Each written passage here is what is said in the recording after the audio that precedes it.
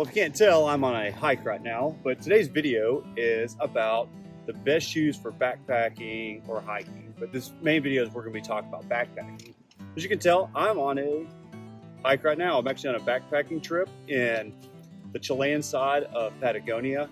I'm in a national park called Torres del Paine, and I am doing the world famous O Trek. It's supposed to be one of the top 10 treks in the world, and as you can see, it is absolutely stunning here.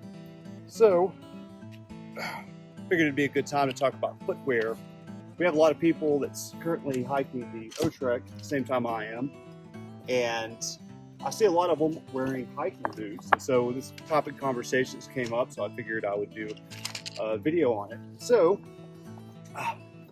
I'm currently wearing my Ultra Olympus 4 trail runners.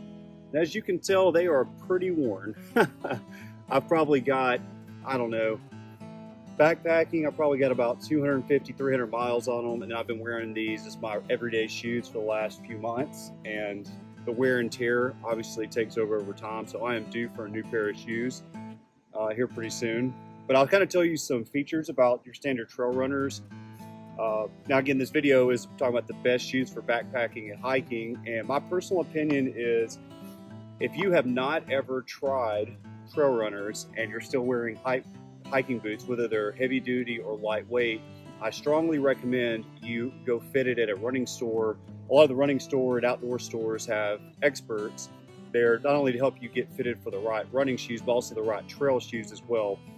And as you know, when you're backpacking, you do a lot of walking and a lot of hiking. So I'm going to talk a little bit about features of these shoes in particular and why I chose these and some of the other ones I've used.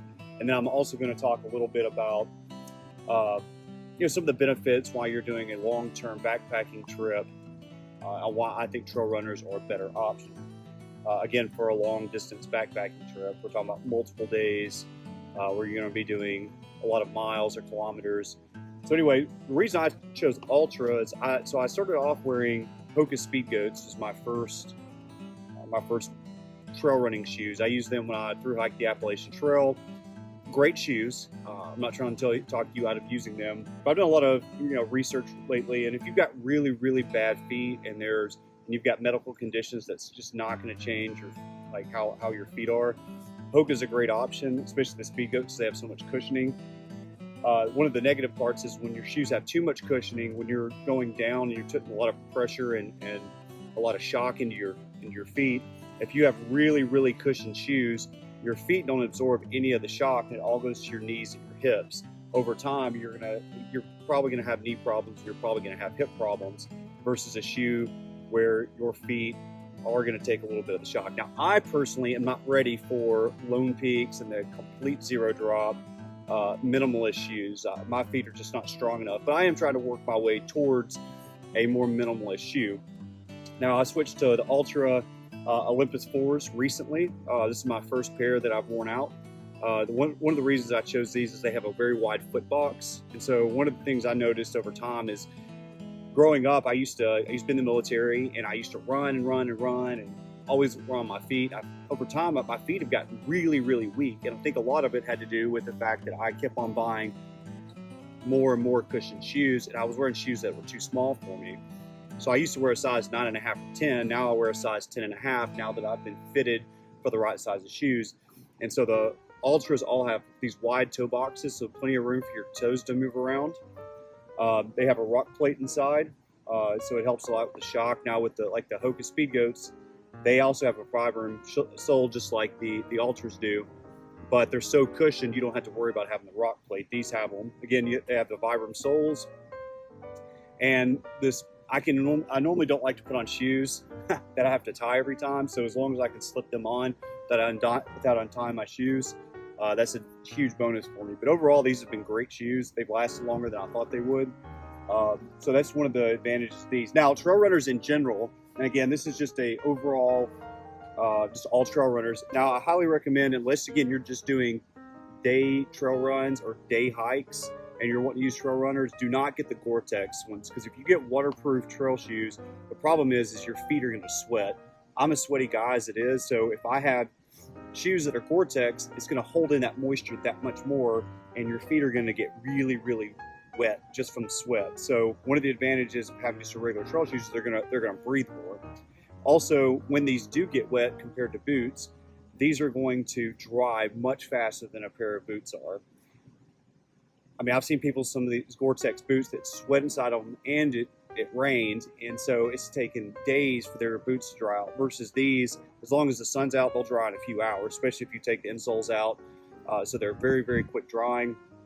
Another thing is they're very lightweight, so they weigh way less than what your standard hiking boot is, so your foot speed's going to be faster, you'll be able to hike quicker. And people make a big deal about the ankle support, but I had a fully reconstructive foot and ankle surgery back in February of last year, so it's almost been a year. I've got horrible ankles. Like I'm not going to show it on the video, but well, this is the only movement I have in this ankle. I cannot move it like this, like a normal foot.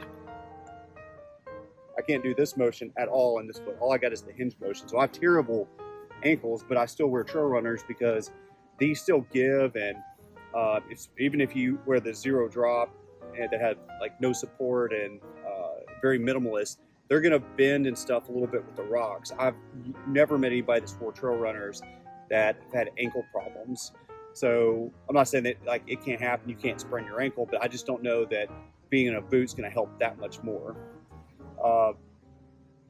These now, some of the negative parts of these, these will run out faster. One of the huge advantages to hiking boots is I knew people on the Appalachian Trail, for example, that hike the entire trail with the same pair of boots. Sometimes you have to replace after a couple thousand miles, but they'll last a lot longer. So if you're on a budget and you can't afford to go through, like especially if you're doing a long hike, like the Appalachian Trail, the Pacific Crest Trail, you're going to go through a lot of shoes. So if you're on a budget, I can understand. But I promise you, your feet health will be better after you switch over to trail runners versus wearing boots all the time. But that's really the big difference between the two. But I mean, at the end of the day, it comes down to what you're comfortable with.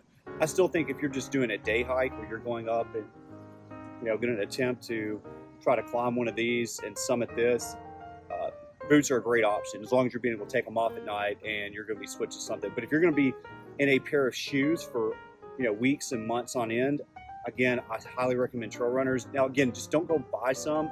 Go to an actual running store and go get fitted by an expert. They're going to be able to get you on the right shoe.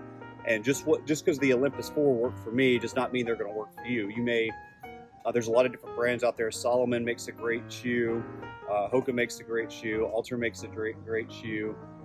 Asics makes a great shoe. Brooks makes a great shoe. My point is, in other countries, like I'm in Chile right now, they have their own different brands. So if you're an international person, that doesn't mean that I'm just recommending Ultras. This is just what works for me. But anyway, my point is, I wanted to do this while I was here because I've had a lot of questions while I've been on the trek about why I use trail runners, and I don't know, maybe I've convinced a couple people at least to try them out. But as you can see, I'm desperate for a new pair of shoes. But anyway, guys, if this content was helpful and you enjoyed the video, and you enjoyed the view, I'm going to show you the lake here in just a second. I'm going to turn the camera around. Give the video a thumbs up. It really helps out the channel. If you haven't subscribed to Hiking with Hollywood, well, here's your official invitation to subscribe to Hiking with Hollywood. And as always, hike on and happy trails.